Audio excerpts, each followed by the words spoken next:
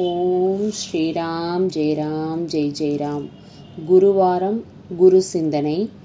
ஆனந்தாசிரமத்தின் குருவான பப்பா சுவாமி ராம்தாஸ் அவர்கள், பூஜ்ய மாதாஜி கிருஷ்ணாபாய் அவர்கள், பூஜ்ய சுவாமி சச்சிதானந்தா அவர்களின் ஆசியுடன் இந்த வார பதிவினை கேட்டு மகிழ்வோம்.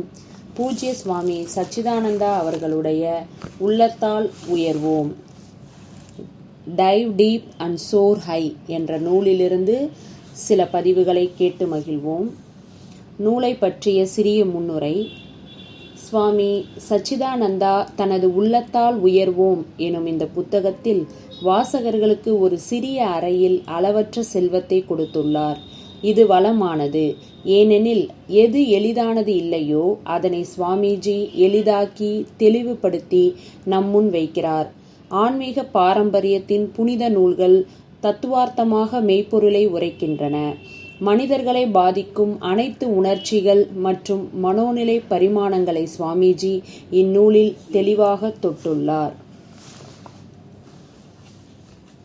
உணர்ச்சிகளுடன் பேசுவது போன்ற உரையாடலாக இந்த நூல் அமைந்துள்ளது. தலைப்பு கோபம்.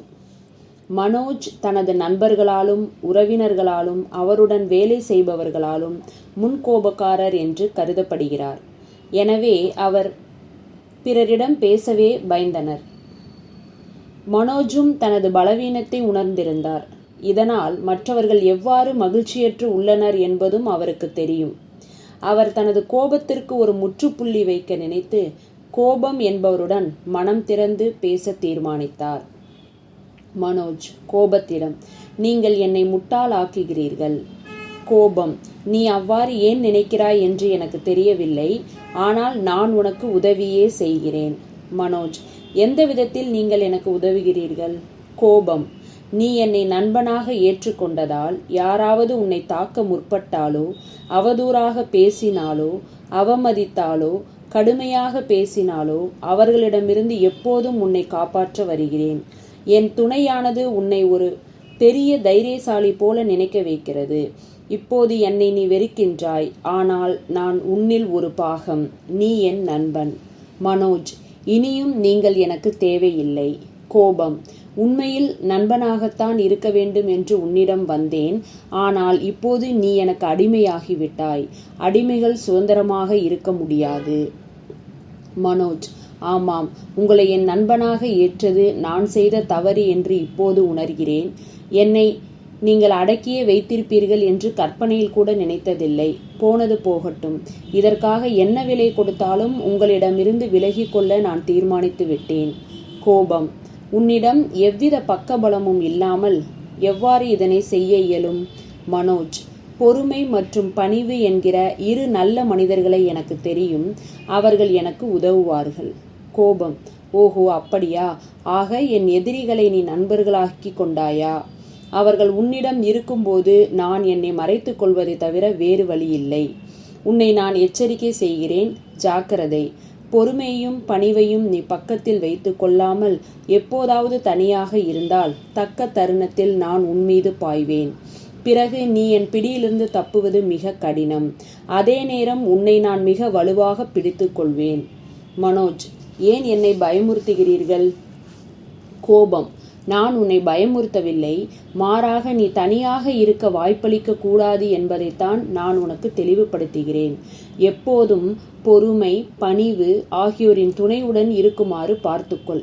அப்போதும் கூட நான் உன் மீது பாய்ந்து உன்னை அடக்கும் தருணங்கள் பல இருக்கின்றன என்பதை மறந்துவிடாதே. மனோஜ், எப்படிப்பட்ட தருணங்கள்? கோபம், சிலவற்றின் மேல் நீ தீவிர ஆசை வைத்து அது கிடைக்காத போது நான் உன்மீது பாய்வேன். அந்த நேரத்தில் யார் உன்னை காப்பாற்ற முடியும்? மனோஜ், கணேஷ் என்று ஒருவர் இருக்கிறார். அவர் என் மீது மிகுந்த அக்கறை கொண்டவர். அவர் பேராசையினால் ஏற்படும் அபாயங்களை பற்றி என்னிடம் கூறியுள்ளார். அது எவ்வாறு என்னை ஆட்கொண்டு பைத்தியமாக்குகிறது என்று விளக்கியுள்ளார். என் ஆசைகளை குறைத்து கொள்ளுமாறு எனக்கு அறிவுரை கூறியுள்ளார். எந்த அளவிற்கு ஆசைகளை நான் குறைக்கின்றேனோ அந்த அளவிற்கு நான் மிகவும் அமைதியுடனும் சந்தோஷத்துடனும் இருக்க முடியும். எனவே ஆசைகளே இல்லாமல் இருக்க முடிவெடுத்து விட்டேன். ஆகவே நீங்கள் என்னை தாக்க எந்த சந்தர்ப்பமும் கிடைக்காது. கோபம், அது அவ்வளவு சுலபம் என்று நினைக்கின்றாயா? மனோஜ், உங்களை விட்டு விலக நான் பல தியாகங்கள் செய்ய வேண்டியுள்ளது.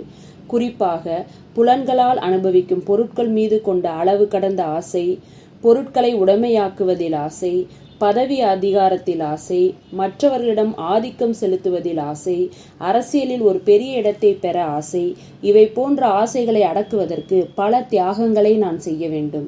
ஆனால் இந்த தியாகங்கள் எல்லாம் உங்கள் ஆளுமை இல்லாத போது ஏற்படும் அமைதியுடன் ஒப்பிட்டு பார்க்கும்போது இவை ஒன்றுமே இல்லை. ஆசைக்கு அளவே இல்லை என்பது எனக்கு நன்றாக தெரியும். ஒரு ஆசையை நிறைவேற்றும் போது ஒவ்வொன்றாக பல ஆசைகள் அடுத்தடுத்து தோன்றும். நான் கூறியது போல் ஆசைகளிலிருந்து என்னை எவ்வாறு விடுவித்துக் கொள்வது என்பதை கணேசனிடமிருந்து கற்றுக்கொண்டு விட்டேன். கோபம். அப்படியானால் சரி, நீ கணேஷ் கூறிய அறிவுரைகளை மறக்காமல் பொறுமை மற்றும் பணிவு ஆகியோரின் துணையோடு இருந்தால் என்னிடமிருந்து நீ நிச்சயம் விலகி இருக்க முடியும். மனோஜ், தங்களின் அறிவுரைக்கு மிக்க நன்றி. பொறுமை மற்றும் பணிவு ஆகியோரின் துணை, கணேஷின் அறிவுரை ஆகியவற்றுக்கு முன்னுரிமை அளிக்கின்றேன். அவர்கள் என் நண்பர்கள், உண்மையான நண்பர்கள். உங்களைப் போல் இல்லை. நீங்கள் நண்பனைப் போல் நடித்து கடைசியில் என் அழிவிற்கு நீங்களே காரணம் என்று நிரூபித்து விட்டீர்கள். இப்போதாவது நான் புத்திசாலி ஆகிவிட்டேனே என்று சந்தோஷப்படுகிறேன். ஆனால் ஒன்றை மட்டும் என்னிடம் கூறுங்கள் திரு கோபம் அவர்களே. சில பெரிய மனிதர்களை கூட நீங்கள் உங்கள் கைப்பிடிக்குள் வைத்துக்கொள்ள முயற்சிக்கிறீர்கள். அது எப்படி? கோபம். மாறாக பொறுமை வாய்ந்த அந்த தன்னலமற்ற ஆத்மாக்களை நான் மதிக்கிறேன். அவர்களின் கட்டுப்பாட்டின் கீழ் இருப்பேன். அவர்களுடன் நான் இருக்கும்போது நான் அல்ல. நன்மையை விளைவிக்கும் கோபமாகத்தான் நான் அவர்களிடம் செயல் புரிவேன். மனோஜ், இவ்வகையான கோபத்தை அனுமதிக்கலாமா? கோபம். அனுமதி உண்டோ இல்லையோ, என்னை அவர்கள் வெற்றி கொள்ளும் போது அவர்களுக்கு நான் சேவை புரியும்படி மாற்றப்பட்டு விடுகிறேன். இந்த செயற்பாட்டின் போது என் வடிவமும் குணங்களும் மாறுதல் அடைகின்றன. மனித குலத்தின் கலங்கரை விளக்கமாக என்னை வென்றவர்கள் இருக்கிறார்கள்.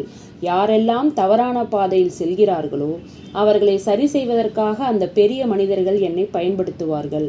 தவறு செய்தவர்கள் தாங்கள் திருத்தப்படுவது கூட அறியாத வண்ணம் மிகவும் அன்புடன் அறிவுறுத்தப்படுவார்கள். நன்மை தரும் கோப வடிவமாக நான் அவர்களிடம் தங்கி இருப்பதினால் ஒரு தீங்கும் ஏற்படாது. மேலும் அந்த கோபமானது அவர்களிடம் எந்த ஒரு மிச்சம் மீதி இல்லாமல், அல்லது அது ஒரு வடுவாக கூட இருக்காது. தெளிந்த நீரின் மேல் ஓர் குச்சியினால் கிழித்த கோடு போலதான் அது இருக்கும். அவர்கள் பிறரிடம் அன்பும் இரக்கமும் கொள்வதன் விளைவே இவ்வாறு உள்ளது. மனோஜ், உங்களுக்கும் நன்மை விளைவிக்கும் கோபத்திற்கும் பெரிய வித்தியாசம் ஏதேனும் உண்டா? கோபம். ஆம், அது இரவு பகல் போன்றது. உன்னை நான் ஆட்கொள்ளும் போது உன்னுடைய உடலின் வெப்பநிலையும் மன அழுத்தமும் உயர்கிறது. ஆனால் நான் ஒரு நன்மைக்கான கோபமாக ஆகும்போது வெளியில் நீ மிகவும் கடுமையாக தோன்றினாலும் உன் உள்ளே அமைதியாகவும் சந்தோஷமாகவும் இருப்பாய்.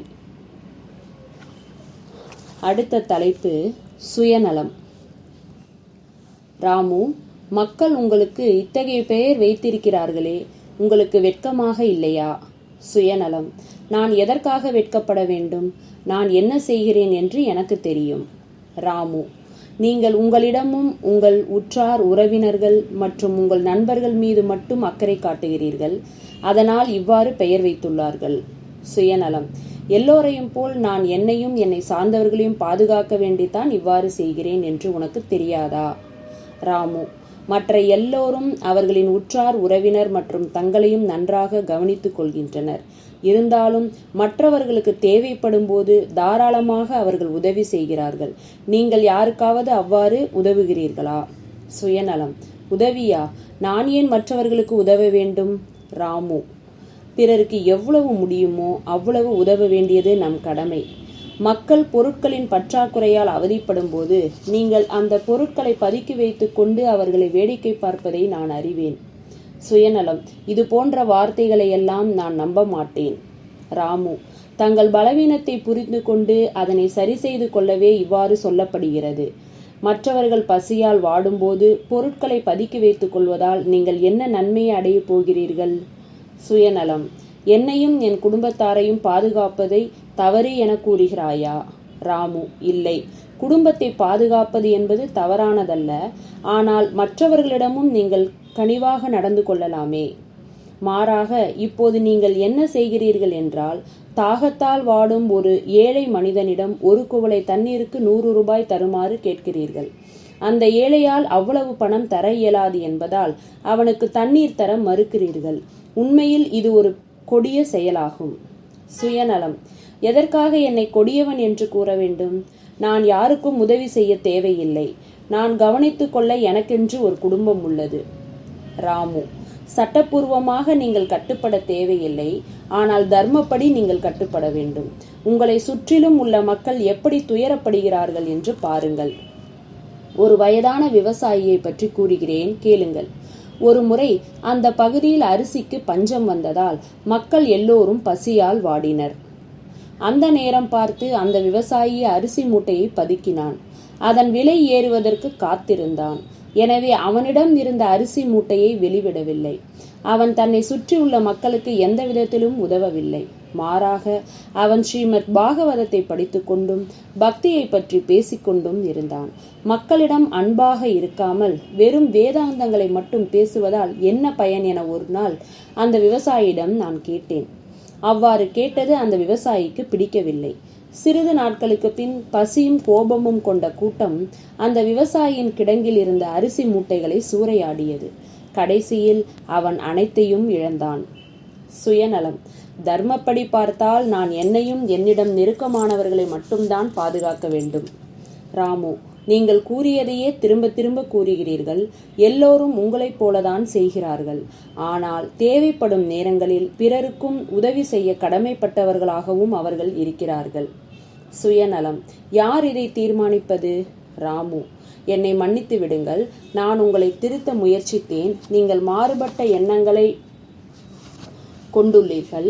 ஆனால் ஒன்று மட்டும் சொல்ல முடியும். நீங்கள் எப்படிப்பட்டவராய் இருந்தாலும் சரி, அடுத்த முறை உங்கள் உறவினர் அல்லாதவர் அல்லது முன்பின் அறியாதவர் யாருக்கேனும் சில அவசர உதவி தேவைப்படும் போது அவர்களுக்கும் உடல் ரீதியாகவும் பொருளாதார ரீதியிலும் தேவையான உதவியை செய்து அதனால் எவ்வளவு மகிழ்ச்சி அடைகிறீர்கள் என்பதை கவனியுங்கள். சுயநலம். உன்னுடைய அறிவுரையை நினைவில் வைத்து அதன்படி முயற்சிக்கிறேன். ராமு. ஒருமுறை நீங்கள் அந்த மகிழ்ச்சியை சுவைத்துவிட்டால் பின் நீங்கள் உங்களது அணுகுமுறையை மாற்றிக்கொள்ள விரும்புவீர்கள். மீண்டும் அதே அனுபவத்தை மேலும் சில முறை பெற்ற பின்புதான் தன்னை பாதுகாத்து கொள்ள வேண்டி யாரோ கூறிய சில வரைமுறைகளை கெட்டியாக பிடித்தபடி ஒரு குறுகிய வட்டத்திற்குள் தஞ்சம் புகுந்திருந்தோம் என்பதை உணர்வீர்கள். சுயநலம். உன்னுடைய வாதம் நிச்சயம் ஏற்றுக்கொள்ளக்கூடியதாக உள்ளது. நான் இதனை முழுமையாக ஏற்பதற்கு முன் அதனை பரிசோதித்து பார்க்க எண்ணுகிறேன். ஆனால் எப்படி உன்னால் ஆணித்தரமாக அறிவுரை கூற முடிகிறது? இதை எங்கு கற்றுக்கொண்டாய்? ராமு. என்னுடைய பெற்றோரிடமிருந்து கற்றுக்கொண்டேன்.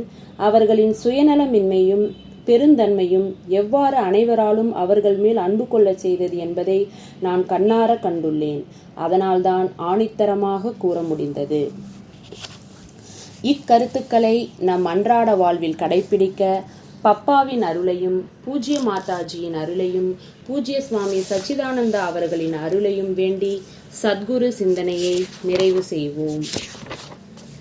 பூஜ்ய சுவாமி சச்சிதானந்தா அவர்களின் உள்ளத்தால் உயர்வோம்.